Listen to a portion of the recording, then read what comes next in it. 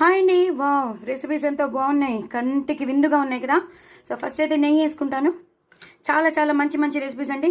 ఇది బెండకాయ tomato curry. చూసారా, ఎక్కడైనా బెండకాయ టమాటో కర్రీ అంటే ఎలా అంటే మొత్తం అంతా దగ్గరగా అయిపోయి జిగురు జిగురుగా ఉండాలి, కానీ నాది మాత్రం ఇలా అవ్వలేదు. చూసారా. సో దీని రెసిపీ నేను మీకు పంపిస్తున్నాను, ఎలా చేశానో అని చూసుకోండి. అసలు ఒక్కొక్క బెండకాయ ఒక్కొక్కటి విడిపోయే ఉంది. చక్కగా ఎక్కువ పోపేసుకున్నాను, ఎక్కువ పచ్చిమిరపకాయలు కావాలని వేసుకున్నాను.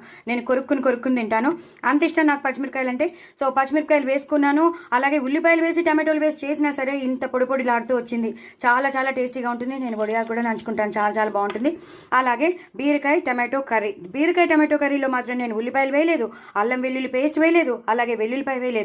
ఏమి వేయకుండా సాత్వికంగా చేసిన, సింపుల్గా చేసిన బీరకాయ టమాటో కర్రీ. కొంచెం పాలు పోసి చేశాను.